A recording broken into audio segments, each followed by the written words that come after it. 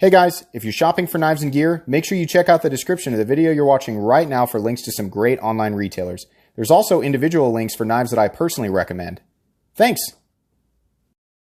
What's going on, YouTube? Metal Complex here, and today I've got an updated list of my top 5 most carried knives. I can't remember the last time I did this video, but I think it's important on this channel with so many knives coming in to update this list probably, every 3 months or so. I am always looking for knives to knock out, the knives that I automatically reach for. There are certain knives that I own that I just, a lot of times I don't even consider anything else. I just automatically reach for it because it's such a good tool. If you guys have watched my previous list, you probably know what some of those are. But I'm constantly, in search of discovering something that will knock something else out because I like to carry different things and experience different things, right? In actual carry and use and not just the stuff that's coming in on the channel. So I've got 5 knives here, the ones that I've honestly been carrying the most since the last time I did the video. We're going to go over those real quick. Thank you so much to my generous patrons who are supporting me right now. If you'd like to get your hands on some cool stickers and some other exclusive benefits, there's of course a link down in the description. The support would mean the world to me. And follow me on Instagram at metal_complex. All right. First up here, by the way, as many of these as I can, there will be links down in the description where you guys can pick these up. Some of them you can't get right now, but I think you will be able to get in the future. So I'll still provide links where you can go and look and get on a newsletter thing if you want to. Anyways, this knife that's out here right now is the CJRB Rhea. I recently, this is a recent acquisition, something that was sent to me by CJRB Cutlery. Now, this knife is not actually on the top 5 list. I have to be honest about this. Ever since I got this knife, it has made it into my pocket almost every single day. This is not an expensive knife. This is one of the coolest, most well-designed budget knives that I've seen. And it doesn't surprise me that it's from CJRB. CJRB has done the Centros and the Feldspar, and both of them were Grand Slams, and this one, it's the same thing, right? There's so many good things to say about this. Simple construction. They finally have T8 screws, for the entirety of the body screws. The pocket clip is so much better. Recess screws, right? Nice, fully flat ground blade. Runs on bearings. It's a thumb stud deployer. I think this knife comes in at like $38. It's got polished liners that have been milled out on the inside. Nice, little teeny tiny bit of shadow boxing, so you get to see that liner contrasting with your choice of scale color, which by the way, there are 4, so you don't have to go with jade if you don't want to. And then to top it all off, it's not D2, it's 12C27N, which is honestly a welcome change. This is a fantastic knife. It is nearly a perfect small budget knife. You can check out my review on it if you want. This is a runner-up because technically the amount of time that I've had it, even carrying it almost every single day, it still didn't quite surpass the 5th spot on my list. But had I had this knife, let's say the day after I made my last top 5 video, yeah, it definitely would have made it. I had to include this because it's so good and it's such an easy knife to carry. And a lot of you guys know that while I still enjoy my larger knives, I've kind of come around to some of these smaller knives. I've kind of been experiencing the joy of carrying a smaller knife that's just enough knife for what I need. But I definitely do still carry my larger knives. So runner-up, CJRB Rhea, if I didn't say it. Man, this is a good knife. Absolutely. All right, moving on to the actual list here. Number 5. Now, each one of these knives, as we go through the list, the next one up gets carried exponentially more, especially the top 2. It's very rare that the number 5, the number 4, the number 3 actually makes it into my pocket, but it does enough that these count.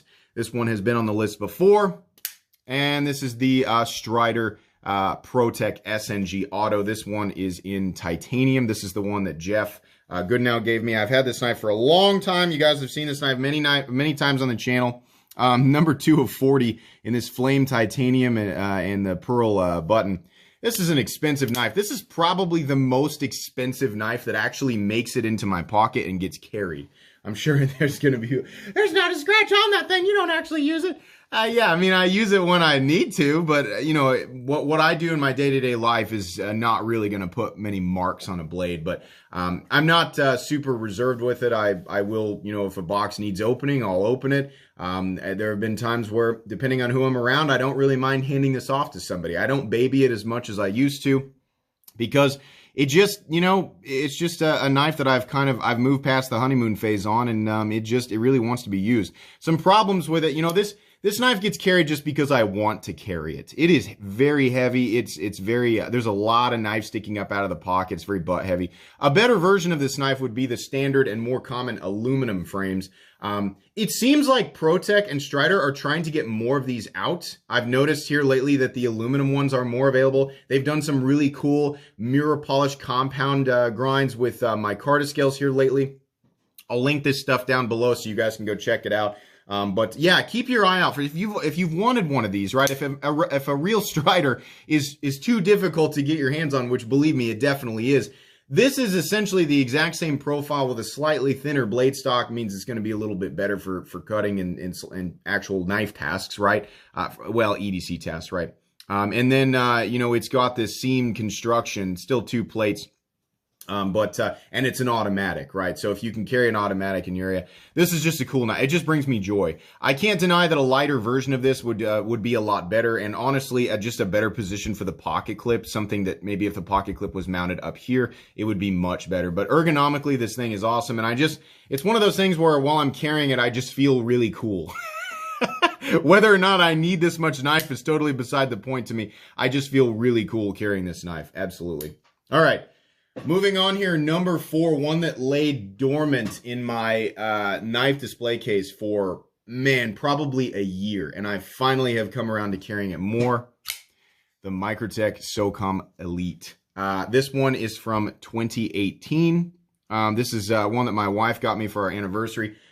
This knife for the longest time, I just loved it because it was this big, like kind of crazy aggressive thing. And I babied it, and then I didn't carry it, and then I just it was just always like the knife that was sitting at the back of the drawer, and I would get it out on the channel to use as examples for things, and I finally came around to the fact that, like, why do I not carry this? I'm never, ever going to sell it. It was a gift from my wife. Yeah, it's big, but, I mean, it honestly weighs less than the Strider.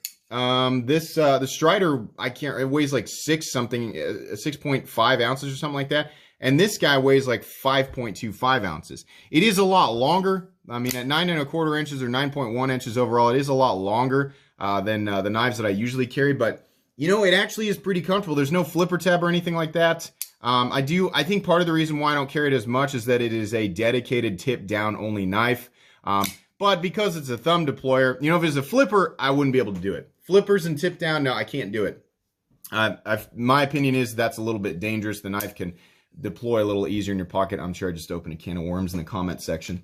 But tip down, it's not that big of a deal. The reason I think I started carrying it more is because I just started to appreciate all the little design elements a little more. I love the sound that it makes when you deploy it. It's just awesome. Plus, it's got fall shut action. You can do the reverse flick. This is a wonderful design. I think what's more plentifully available right now, plentifully? I don't know. I'm an idiot. What's more available right now is the automatic version of this knife, which is still really, really cool. But I'll provide links that go to manual versions, whether they're available or not. That way, depending on when you're watching this video, or if you want to sign up for a notification system through one of the retailers, then you might be able to get your hands on one if they drop. This is an excellent knife. It's huge. It's thick. It's very aggressive and totally unnecessary for EDC, but it's just another knife that, you know, it scratches that itch for me where I don't need to carry a big knife, but, I can because I have one and I live in Kansas. It scratches that itch for me. Absolutely.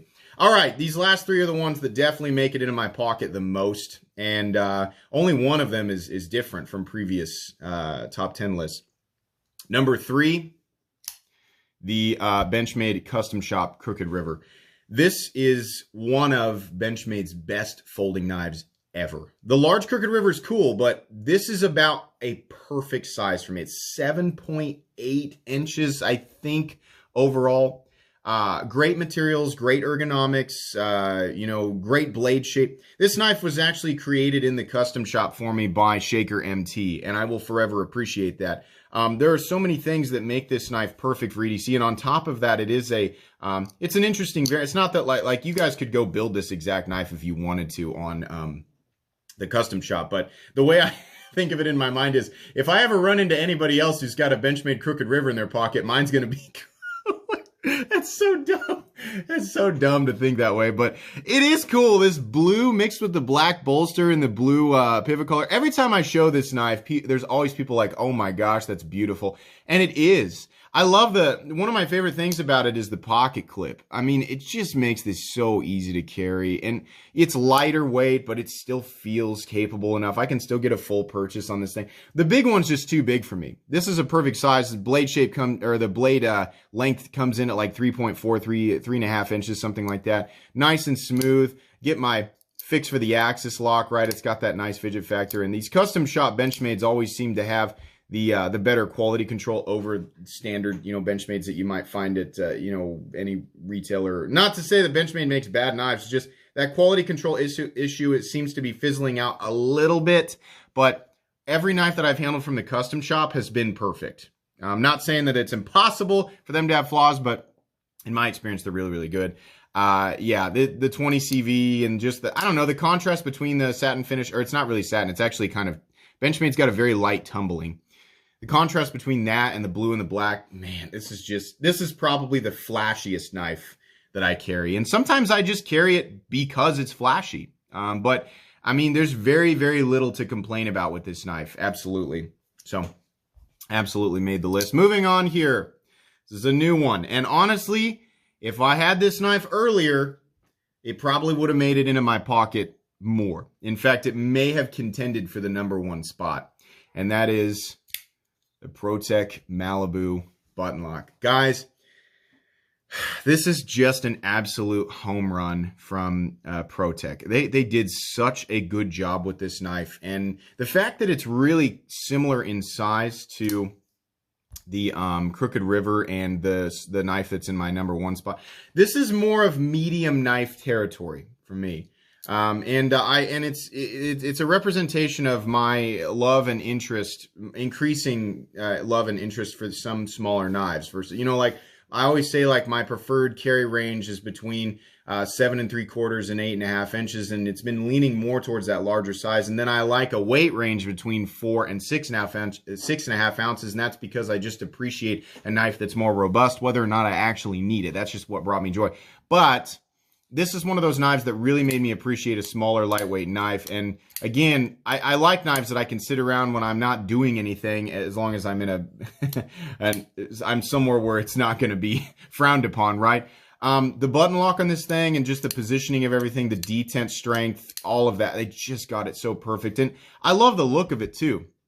It has this look of this just classy, cool, simple, almost minimalist looking knife, but all the materials are just perfect for what I'm going to use it for. I like the simple contrast between black and the tumbling on the blade, right? And I like the minimal hardware. Like the only thing that's busy on the whole handle is right here, and then even on the other side, there's really not that much going on, right? There's just some smaller screws and the pocket clip, which is excellent. 20 CV reverse Tanto blade. Now these have come in a Warncliffe, and you can also get them periodically in blue. This is one of those knives where, I know that at the time of this video, it's probably not going to be available unless they just happen to release the next batch right as I release this video. This is one where if you really want this knife and you're just having trouble getting a hold of one and you keep missing the drops, I understand some retailers, their notification systems don't always, reach everybody, but I'll provide links where, it shows coming soon down below, and hopefully that's all I can do for you guys is just show you where. I can't tell you when because I don't know. Protec sent this one to me for review. Yeah, if you want to this is one that's worth picking up. I'm hoping that they become more readily available. I'm still having trouble with that word. And I have a feeling they're going to come out with new blade shapes and perhaps some different colors in the future. I'm hoping that they just make a ton of these knives so that everybody can get their hands on them. These are awesome. This is like a new staple for me. To me, this is like Protec's Benchmade Griptilian or their Spyderco PM2. Like that's what this is to me.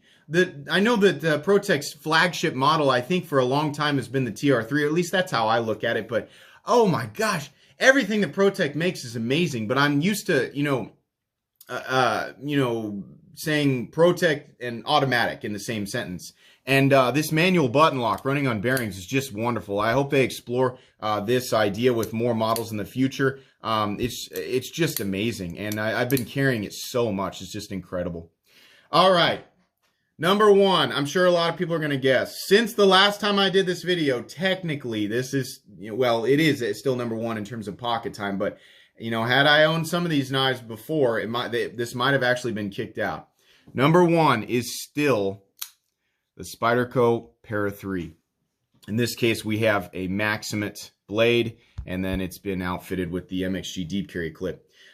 This is still, I mean, regardless of whether or not it would make it into my pocket more or less, depending on which of the other knives on the list I had and at what time, this is still probably the most, like, when I'm running out the door and I just need a pocket knife, this is still the first instinct is to grab this knife. And it's because I've never had a knife that just felt more natural in my hand. It is exactly the amount of blade shape that I, could honestly see myself needing for any scenario.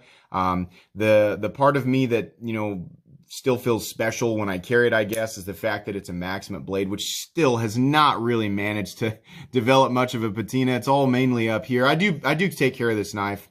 The pocket clip, after switching out the standard pocket clip with this MXG deep carry clip, has just made it excellent. I mean, in hand, no hot spots. Easy. I mean, the manipulation of this thing is so easy. The combination of, just the weight and mass of the blade and the compression lock and the ergonomic lines on the handles. The only thing that I think could make this knife better is if, the scales were contoured. But other than that, I just love the Para 3, any variation of the Para 3, if you just switch out the pocket clip with a Lynch clip, or this MXG deep carry clip, it just makes it such a perfect EDC knife. Now, some people are going to need more blade. Some people just don't like the aesthetics of the Spyderco, this weird Pelican clip point blade, right? Some people might need a stronger tip. If you need tip strength, this isn't going to be the knife for you. But for general EDC, this thing is so easy to, no matter what situation I'm in, whether I just want to wheel it out or I want to be flashy and do the thumb hole thing, or I want to do this crap. Or even just the standard, thumb flick deploy. It doesn't matter if it's in my left hand or what. I mean, this thing is just so unbelievably simple to manipulate. It just feels like an absolute organic extension of my hand. And that's why it makes it in my pocket so much. I am desperately searching for something to knock it out. By the way, this was another gift from my wife. Not because I'm bored of this. I just like to, I want to find that there's a knife out there that I start mentally reaching for over this thing. Now, this guy will probably always make this list unless something so perfect comes out that I just sync up with it more. But yeah, the Spyderco Para 3, fortunately, these are readily available in many different configurations. They are a little bit more expensive now. Spyderco's been doing the kind of price increase across the board, which is making a lot of people mad, but it's still a great knife. It's still one of the greatest EDC knives that I've ever handled, but it's very important that you switch out that clip because that standard clip position sucks. All right, like I said, guys, links down below for all of these knives. At least, there will be a few of them that are actually available.